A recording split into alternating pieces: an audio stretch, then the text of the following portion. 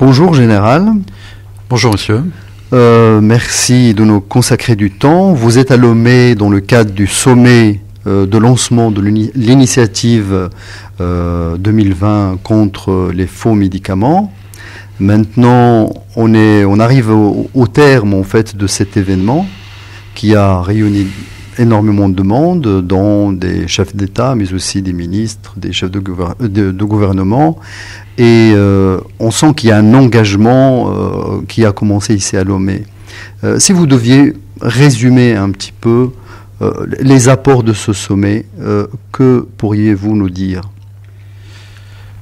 D'abord, je note qu'un certain nombre de chefs d'État africains étaient en première ligne dans cette initiative, et je crois que c'est important. C'est ici, sur le continent africain, le problème des Africains.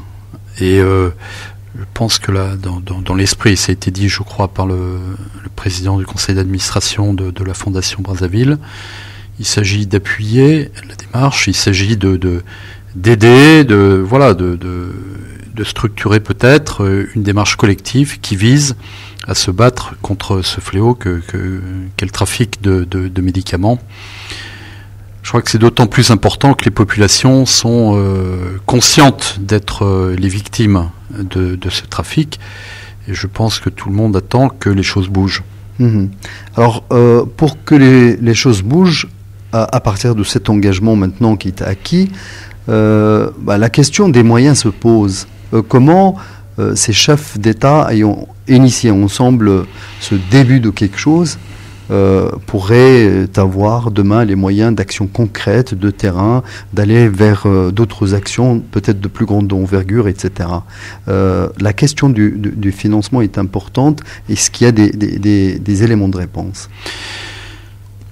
Eh bien, d'abord, je pense que c'est une affaire collective qui concerne tout le monde de la santé au sens large, qui concerne les pays, et pas uniquement les pays africains, mais également les pays producteurs.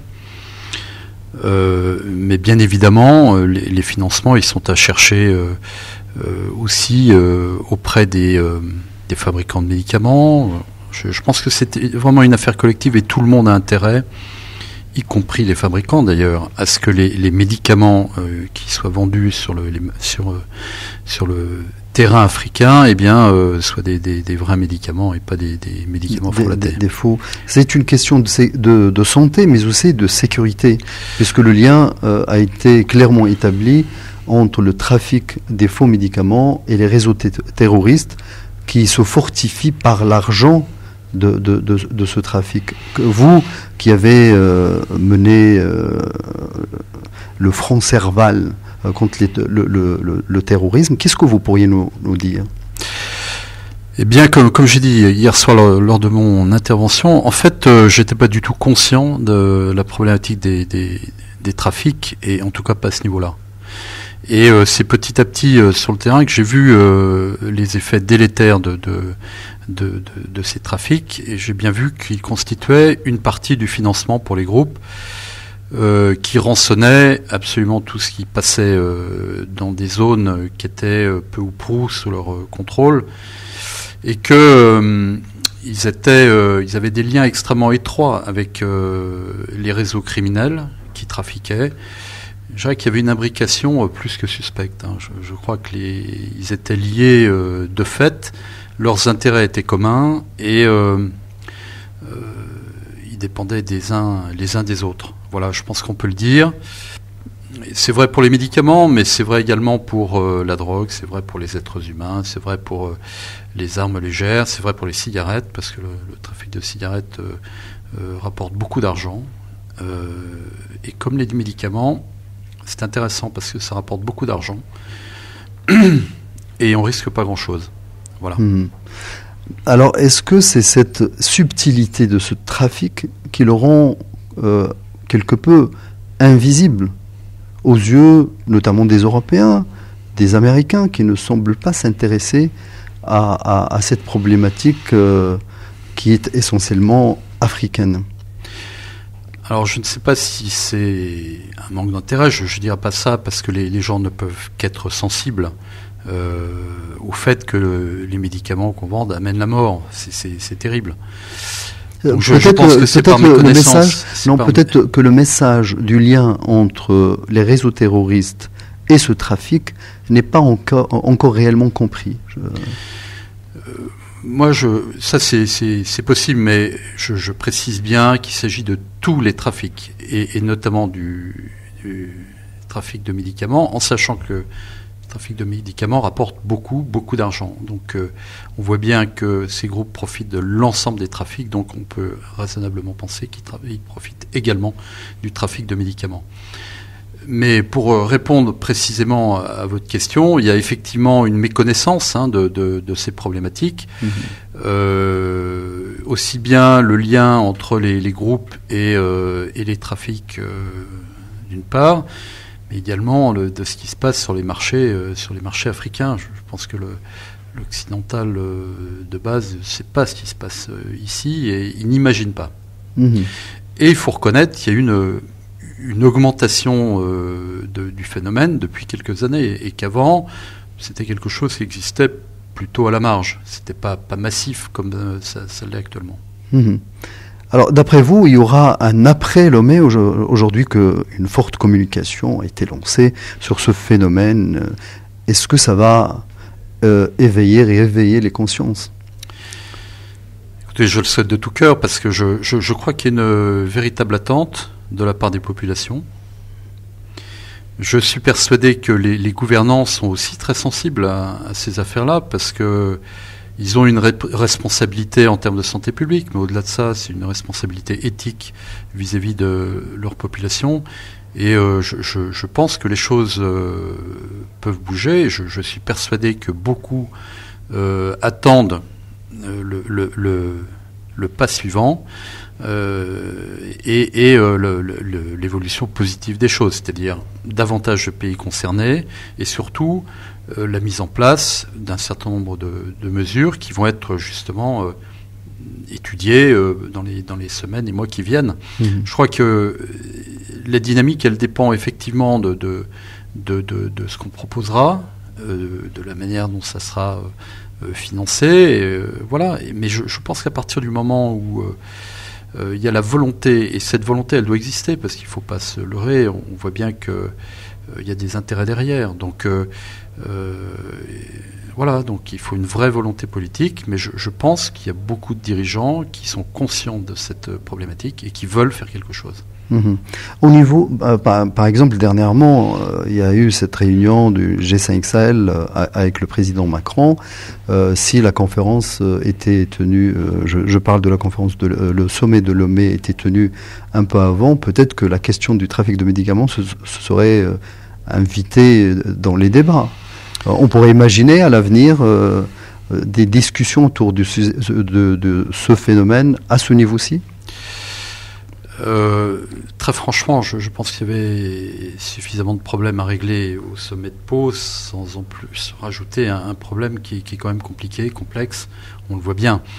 Maintenant, moi je crois que c'est au niveau des chefs d'État que ça se discute. La preuve, c'est que ce sont les chefs d'État d'un certain nombre de pays qui sont engagés aujourd'hui. C'est bien eux qui ont montré leur volonté de faire bouger les choses. Alors maintenant, par rapport au combat mené contre le terrorisme, il y a G5 Sahel, mais il y a aussi d'autres fronts communs dans d'autres régions du continent contre le même phénomène. Est-ce que comment voyez-vous la perspective d'une lutte encore plus efficace contre le terrorisme en Afrique ? La coopération sud-sud à grande échelle pourrait aider dans ce sens ? Bon, d'abord, il y a une chose dont je suis absolument convaincu, c'est que la défense des pays africains, c'est d'abord aux Africains de l'assurer. Et même si j'ai pu intervenir à la tête d'une force pour appuyer le Mali, qui était demandeur, je le rappelle, bien évidemment... dès que ce sera possible, je pense que la France n'a pas l'intention de rester éternellement là-bas. Et c'est l'affaire, la sécurité du continent africain est l'affaire des Africains. Voilà. Et ça marche. Du côté du bassin du lac Tchad, je note que Boko Haram n'a plus le même allant et les mêmes victoires qu'il y a quelques mois et quelques années, parce qu'en face, il y a une coordination, il y a des actions qui sont menées sur le terrain pour les affaiblir. Mais au-delà de ces actions sécuritaires, je suis convaincu que c'est un des aspects de la solution, tout à fait. En sachant que la solution, elle sera politique. On est bien d'accord. On fasse en sorte que les gens discutent et qu'ils trouvent des solutions politiques par le biais sécuritaire. Moi, je suis convaincu que c'est la solution. Mais la solution n'est pas militaire, elle est politique. Et aussi question de développement. Alors, quand je parle de politique, c'est au sens large. Bien évidemment, c'est politique, une solution politique. Pour sortir oui, exactement. de la crise, mais également le développement, c'est également le retour de l'État dans certaines zones. Et on voit bien que c'est important, quand l'État n'est pas présent, d'autres y sont et remplacent l'État. Donc c'est un véritable enjeu que de reconquérir les terrains qui ont été perdus, de faire en sorte que l'État soit présent. Ce qui est important, c'est que tout le monde tire dans le même sens et voit bien la menace. Certains pays ont remarquablement réussi. Je note, même si rien n'est jamais gagné d'avance, que le Maroc, je dirais, se débrouille bien. Ça tombe bien, c'est vous qui m'interrogez aujourd'hui, mais je trouve que la solution est sous contrôle, semble-t-il, là-bas, mais je ne pense pas me tromper. Je note que d'autres pays, un pays voisin, la Mauritanie, a réussi à remonter la pente, alors qu'en 2008-2009, ce pays était mal parti. Donc c'est possible. Mais je pense qu'il y a un certain nombre de conditions à réunir, une volonté politique, une stratégie commune, et puis le fait que tout le monde travaille ensemble contre l'adversaire.